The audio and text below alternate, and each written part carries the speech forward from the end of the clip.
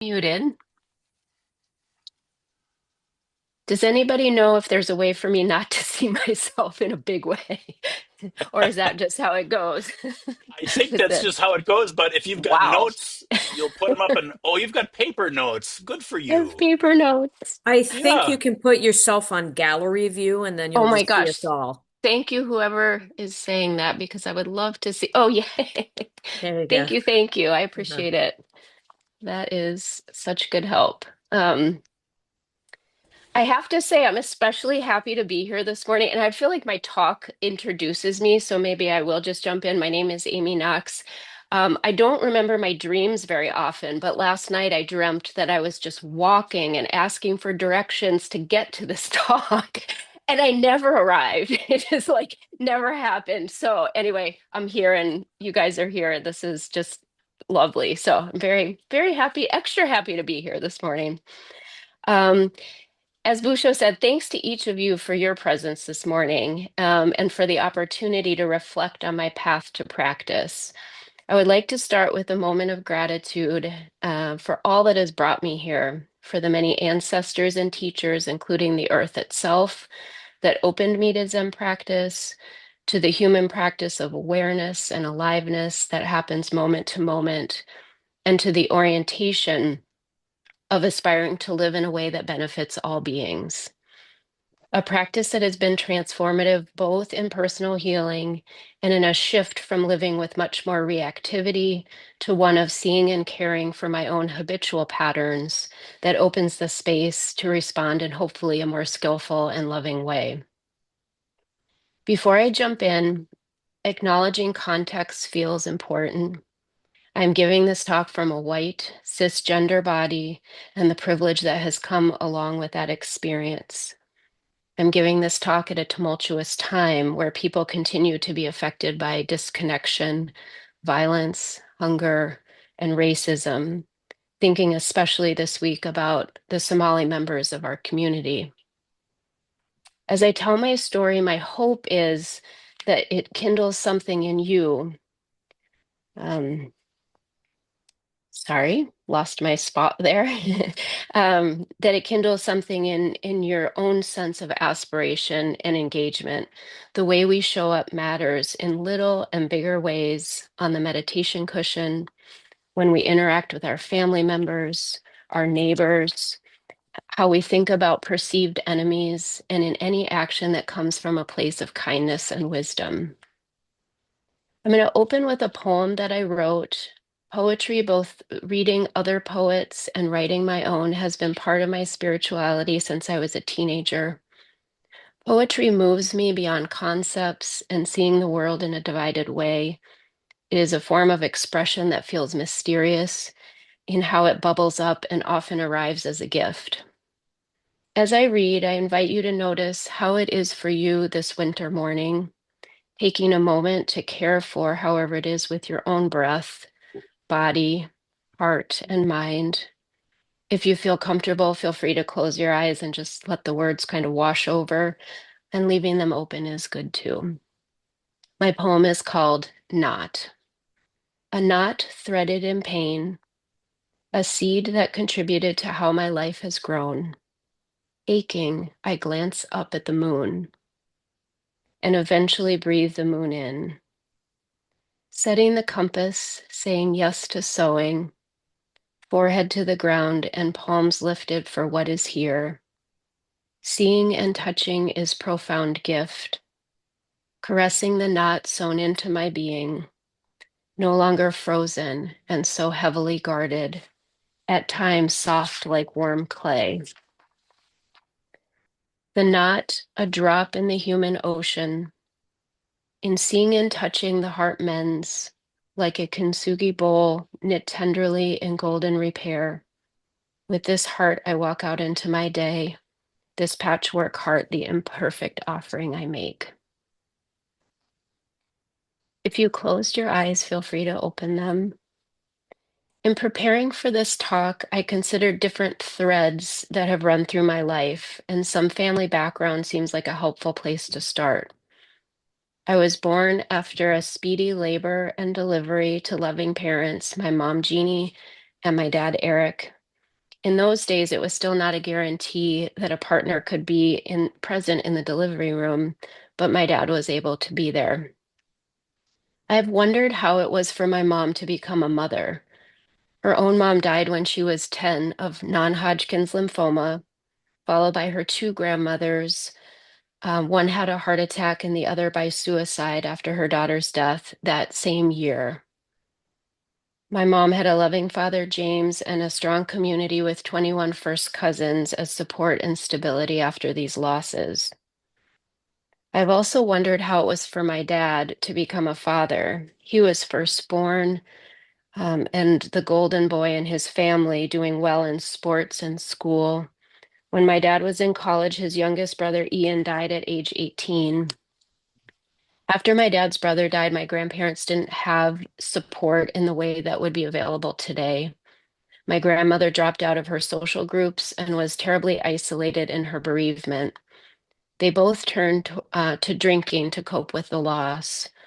Knowing this history has helped me place myself in a family lineage and to try to understand the human challenges that my mom and dad brought to parenting.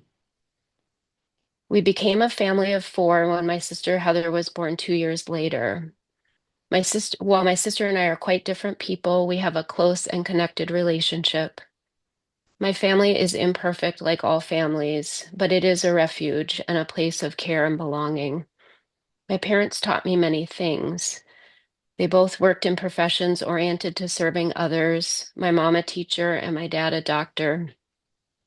Qualities that they modeled have been positivity, humility, gratitude, a strong work ethic, resilience, loyalty, being welcoming, and caring for others. My dad, who died just over a year ago due to complications of Alzheimer's, had a few mantras at the end of his life. He would say, "You're the best person I know." And he would say it to all of us, and many times in a day. He would also say, "I'm the luckiest person," as a way to express gratitude for being part of our family. He pioneered high-risk pregnancy care in the Twin Cities. He supported the entry of nurse midwives into the hospital setting. From the stories I've heard, he saw patients as human first and would find ways to bend the rules, for example, allowing a family dog in for a visit when a patient had a long hospital stay. He always maintained a sense of humility, and while not formally religious, he viewed his life and accomplishments as a gift. Family is also where our patterns and expected roles arise, which can solidify over time and persist even when they no longer serve. Family is a place for practice for me, and I'll give a couple of examples a little later in the talk. I appreciate Zen teacher Charlotte Joko Beck's quote from her book, Everyday Zen. As we endeavor to practice with relationships, we begin to see that they are our best way to grow. In them, we can see what our mind, our body, our senses, and our thoughts really are. And she goes on, because any intimate relationship, if we view it as practice, is the clearest mirror we can find. I'll shift now and give you a little bit of sense of my religious upbringing. As a kid, participating in church was important to my mom and as the right way to raise children. We were baptized in the Episcopal Church. My dad worked a lot, so my mom was the one who took my sister and I to the neighborhood Episcopalian church. My mom insisted that we go through confirmation. Once we went through confirmation, she gave up the battle with her young teenagers and, in effect, let us decide for ourselves what role spirituality and church would play. Confirmation for me was significant. As a ninth grade punk rock wannabe with a partially shaved head, much to my mother's chagrin, I was both resistant and irritated at being forced to go through confirmation class. But truly, it opened up a world for me. As a young adolescent, I was struggling with and experimenting with self-destructive behaviors like drinking excessively with friends. Both the counselor that my mom set up for me and spirituality helped me pave an alternate way to be in relationship with pain that I had no name for. and with the process of growing up and differentiating myself. When a friend invited me to come to church in 10th grade, and at that time we were no longer going as a family, I enthusiastically participated. I was involved in Teens Encounter Christ and her church throughout high school. As a high school student, I thought about becoming a minister as a potential future career. After college, I didn't go to seminary, but decided instead to become a nurse midwife. I spent a semester in Mexico as a junior in college through Augsburg Center for Global Education. During that semester, one of the community members we met was a traditional midwife.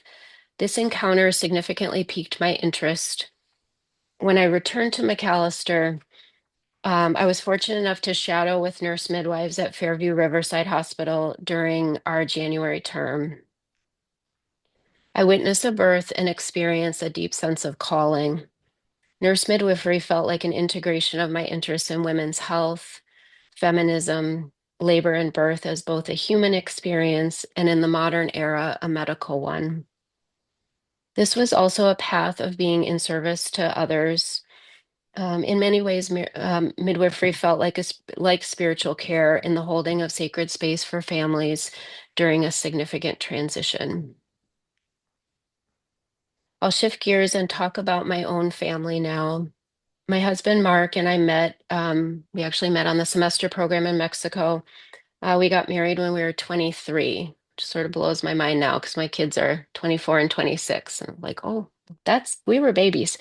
Um, we moved from the Twin Cities to New York for me to attend a nurse midwifery program and then to Oakland, California for Mark to go to graduate school.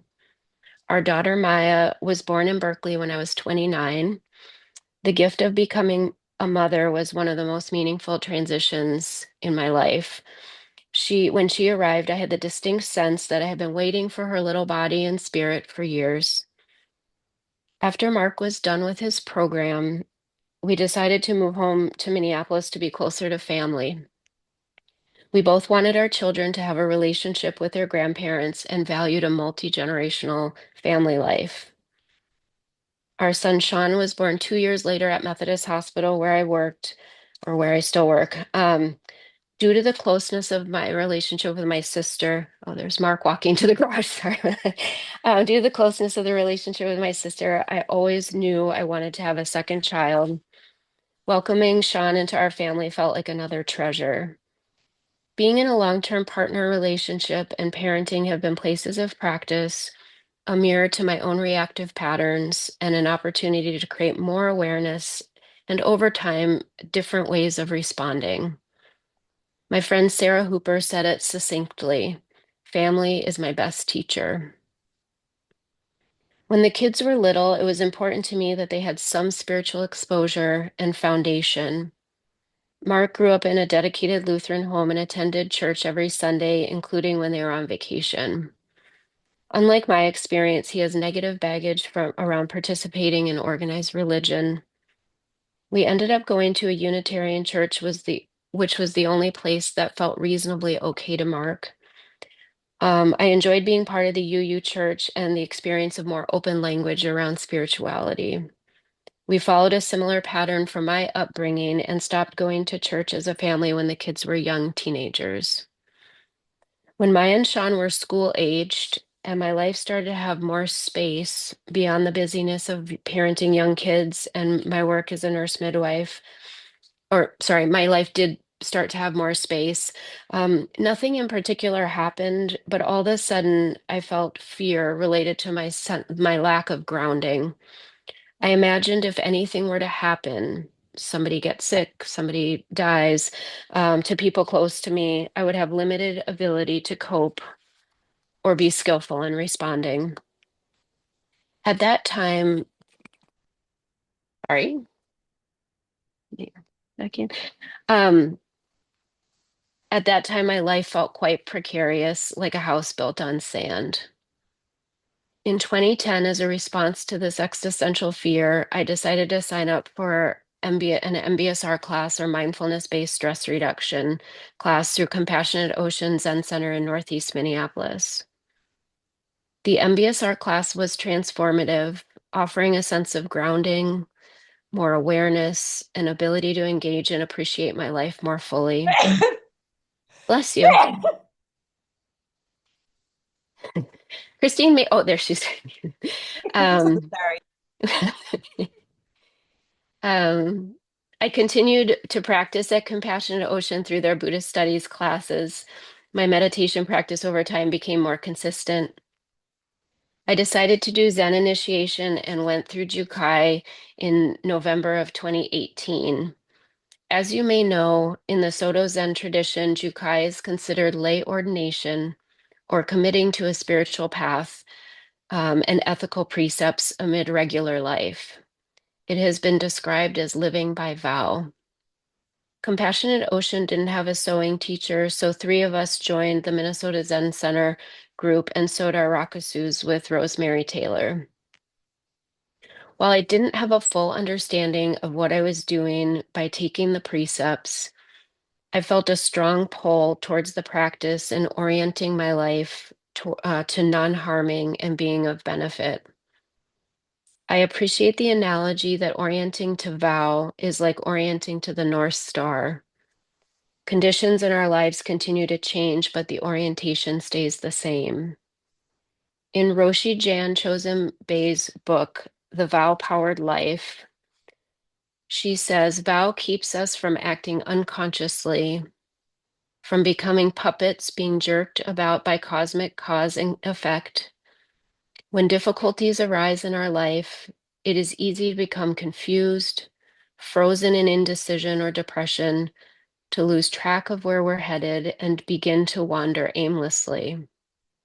Recollecting our vows like a gyroscope can help us regain our equilibrium so that we may move back to our life path again. Zazen or sitting meditation has been fundamentally transformative and deeply healing. Along with almost two-thirds of adults, I sustained an adverse childhood experience in the form of sexual trauma by a caregiver. It was in meditation practice that I was able to finally come into contact with this history. I had a distant sense of it and had tried other ways of understanding this history, but it had been so walled off. During my first longer retreat, a 5-day retreat in the Vipassana tradition, towards the end of the retreat, we were doing a metta practice or loving kindness practice. And if you're not familiar with this, it's a practice where you cultivate compassion for yourself, for someone close to you, a neutral person, a difficult person, and then for all beings. When we got to the part of having compassion for a difficult person, even though the teacher instructed us not to pick the most difficult person, I was flooded with fragments of memory and emotional pain. Through meditation, I was able to touch and begin to have relationship with his history, but initially I didn't know how to navigate what was coming up. Very thankfully, Busho helped me realize that I needed more support. Through somatic work like EMDR with a wonderful therapist, I learned a skill set that included something called titration, actively choosing to dial things back to avoid overwhelm. I also worked with modifying the traditional meditation posture when needed. Examples of this would be to lift my gaze, open my eyes more fully, instead of using the traditional hand mudra like this, putting my hands on my thighs to feel more grounded. My therapist also helped me build inner resources and trust myself to navigate this difficult territory. I'm now able to work with these fragments of memory and body sensations when they arrive and have been able to digest this history and no longer become flooded or overwhelmed. I have a sense of integration and connection. My therapist describes this beautifully as the felt sense of transformation. I feel so much gratitude for meditation practice that allowed for the turning towards and attending the suffering in my own life. As Rumi said, the wound is the place where the light enters you.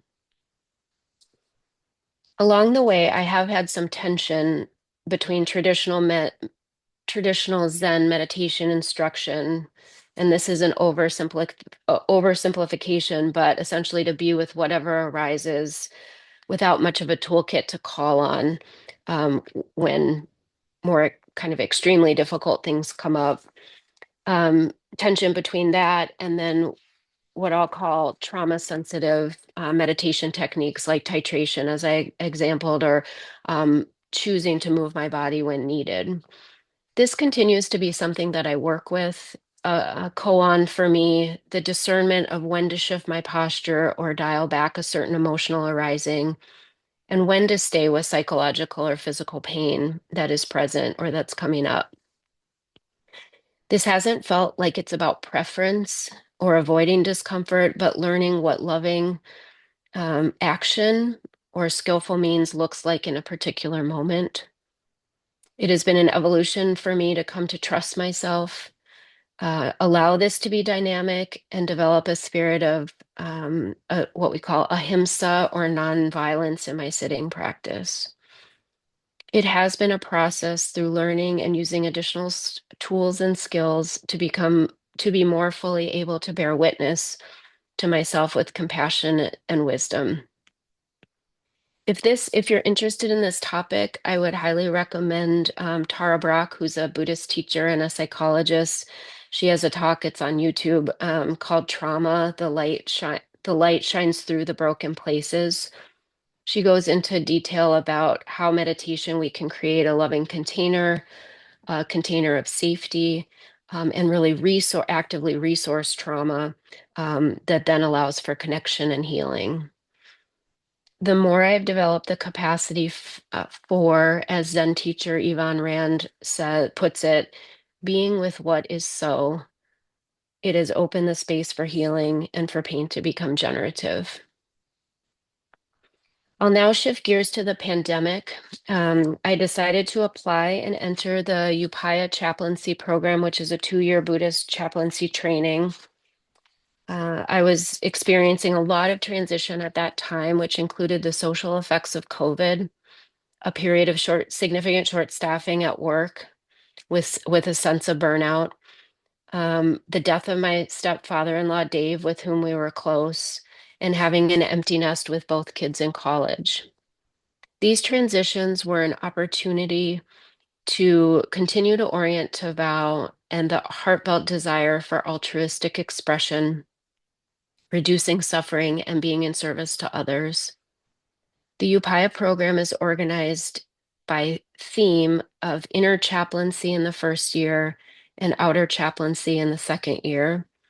The idea is that we really need to understand, be in relationship with, and care for our own inner workings and motivations to genuinely be of service. This awareness aids in understanding how I'm showing up to the work of service to others. In Roshi Joan Halifax's book, Standing at the Edge, she quotes Rachel Naomi Remen, "We don't serve with our strength, we serve with ourselves. We draw from all of our experiences. Our limitations serve, our wounds serve, even our darkness can serve. The wholeness in us serves the wholeness in others and the wholeness of life." For me, the work of inner chaplaincy was profound. I became much more aware of and experienced a shift in some of my deeply grooved habitual patterns. I'll describe 2 of these patterns. The first pattern is to stay quiet. Flying under the radar is a way that I've created a sense of safety throughout my life. I now recognize this operating system has kept me in a state of partial disconnect with myself and others. While staying small, it's hard to be generous, share myself genuinely, and be an offering in this life. I'm finding my voice and the courage needed to express myself. This talk feels like a good example of a place to stretch my comfort zone, practice being brave, and move beyond my concept of what I thought I was capable of. Another pattern that I came to recognize in the first year of the chaplaincy program is my helper energy. Being helpful has been another protective pattern and a way I've established safety. Until the last few years, I had no idea of the drive and the tenacity of this pattern in me. Unknowingly, I acted as though and believed that if I was always helpful, I can somehow protect those around me from getting hurt. This had a frantic quality. When I wasn't aware of the helper energy, I would overextend myself and then run out of reserve in certain circumstances, especially with my family of origin. Through awareness of this pattern, I can bring more balance and boundary, making choices before I deplete myself, feel irritable, and burned out. Learning to hold this pattern in kind and wise awareness has been necessary for healing and allows me to be in relationship with others in a more sustainable and whole way. I want to offer an example of how this pattern has shifted. In my family, I am the good helper. In part, this means that there wasn't space for my sister to occupy this role to the same degree. I would help, and she often would do her own thing. A few years ago, we were visiting my parents at their house in Wisconsin, and my mom asked for assistance in the kitchen. Through meditation practice, I saw in myself the arising of this near desperate, habitual energy to be the one to get up and help. Because I was aware of this, I simply took a breath and waited. Within a couple of seconds, my sister stood up and started helping my mom. While this sounds incredibly ordinary, it was one of those slow motion, life-changing moments for me. By pausing and greeting my grooved pattern, "Oh, hi, old friend. It's you again." My sister was able to be the helpful one. This simple moment opened a landscape of possibility, of mutuality, of not being stuck in our fixed roles, and of a maturing relationship between us. I hold this moment dearly and offer my thanks to the practice of mindfulness and meditation for making it possible. Additionally, I think this moment paved the way for how my mom, my sister, and I were able to care for my dad in his last few weeks of life. As I mentioned before, my dad had Alzheimer's dementia. He had a steep decline in his health about 6 weeks, in the last 6 weeks before he died in October of 2024. Being able to walk my dad home in his last week of life was one of the hardest and grace-filled experiences. This was only possible as a team that we called Team Eric, which was my mom, my sister Heather, and I, along with a circle of support from family, friends, and the amazing hospice nurses. The three of us were able to work together, I think in part because we were able to be dynamic and participate beyond our fixed roles. We were each the helpful one, the exhausted one, the sad one, the supportive one. We were able to move in and out of roles, practicing mutuality and caring for each other as we care for my dad. Meditation practice supported me greatly during this week to not defend a certain version of myself, to be flexible and to have compassion for my own limitations as well as strengths. In addition to meditation practice, chaplaincy training changed the way I experienced being with my dad during his dying process. I was more deliberately able to recognize the sacred aspect of this transition and how ritual can be supportive. Just like birth, how we care for the transition of death matters and can have a deep and lasting imprint. Things we did to honor the sacred nature of his transition were playing music that he enjoyed, lighting a candle, making him an altar with his marathon medals, his bracelets, leaves and sticks we collected outside, and sand and water from Lake Superior. After he died, the three of us washed his body with water from the big lake and created a simple ceremony sharing memories together before they took his body to the funeral home. I needed the support and guidance of others to imagine ways to see the sacred and honor this transition. The chaplaincy training, again, Bouchot, Janet Brown, a friend and end-of-life doula, Marnie, the hospice nurse, were all consecrated guides for me in his last days. Being able to mark my dad's death in this way changed the whole experience and is something for which I will be forever grateful. While difficult, these were some of the most tender connecting, and significant days of my life. I am moving towards wrap up. I'm noticing the time. So thank you for your patience and hanging in there with me. This past March, I graduated from the Upaya chaplaincy program. My final project was on improving care, both spiritual and clinical care, for families experiencing early pregnancy loss. I explored a Buddhist ritual called water baby ceremony or Jizo ceremony that looked at how relevant themes from this ceremony, which I called recognition, ritual, and remembrance, can address a gap in care for people experiencing early pregnancy loss. One of the gifts of my final project has been to discover a place within clinical practice, my day-to-day work, where chaplaincy training is profoundly relevant and with a direct result of improving the care that I'm able to offer these families.